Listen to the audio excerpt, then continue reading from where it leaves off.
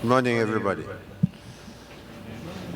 Your Excellency, Excellencies, invited guests that are here this morning, the Regional Director for the United Nations Office for Disaster Risk Reduction Asia-Pacific region, who I understand is with us online, Mr. Marco Toscano Rivalta, Ambassador for Japan to Fiji, His Excellency Kawakami Fumihiro, that I had the pleasure of meeting earlier this week, I believe, and our Deputy High Commissioner for the Australian High Commission, Mr. Paul Walsh,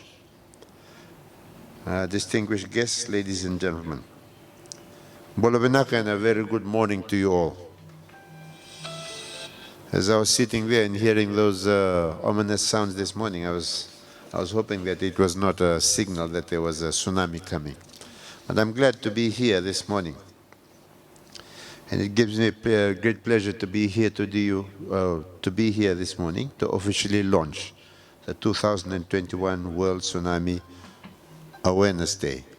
And I think, as Ray has pointed out, if I'm not mistaken, it's the sixth. It's the sixth time that we have that we are having this function of celebrating. I don't know whether it should be celebrating, but raising awareness about tsunami and the impact that it possibly has, and to make sure that our people are aware of what they need to do and the possible effects of these tsunamis here in Fiji.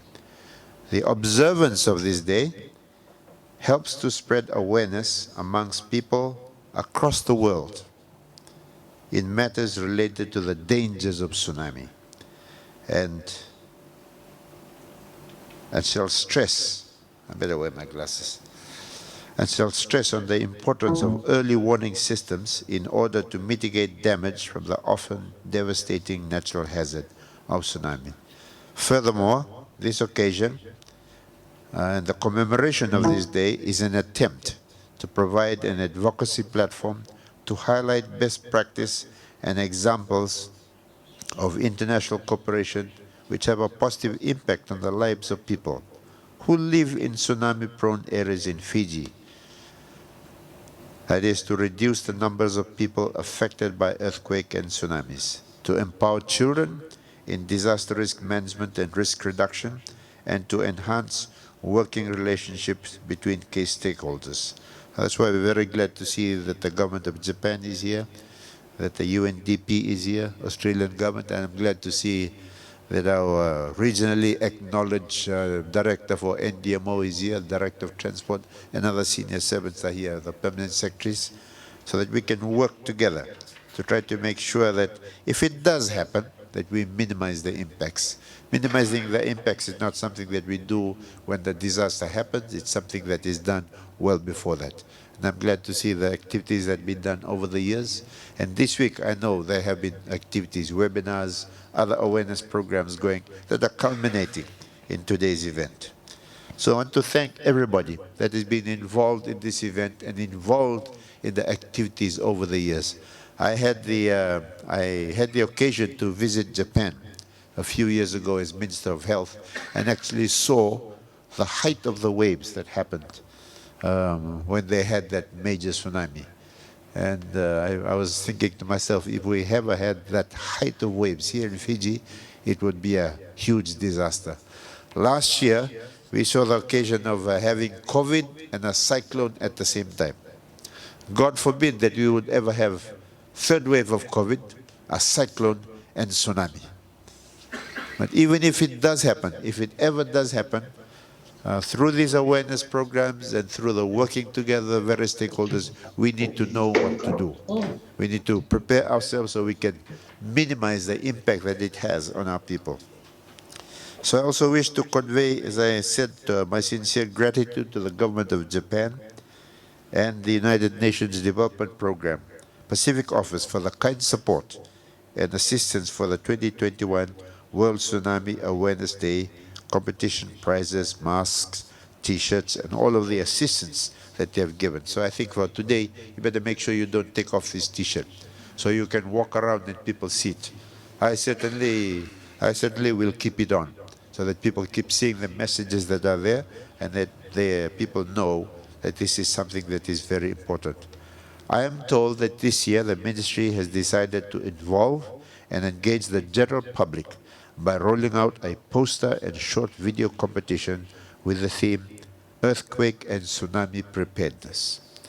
Ladies and gentlemen, the seismology section under the Mineral Resources Department at our ministry and here in Namboa is the scientific unit that is responsible for the monitoring of earthquakes and tsunamis in Fiji and the National Tsunami Warning Center.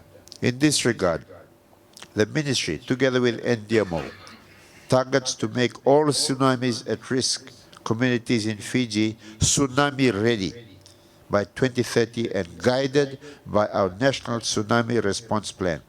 We are also embarking to develop on our National Earthquake Response Plan, and that I believe has been agreed to by Cabinet, and it's something we're working on right now. In doing so, Tsunami Siren test is conducted on the 5th of every month in the Central Division to ensure that people are familiar with this sound and that people are prepared should the tsunami hit our shores. In addition, there is ongoing collaborative works carried out by relevant stakeholders, including the Mineral Resources Department, on tsunami awareness, particularly in the vulnerable communities with more focus on gender equality and social inclusion.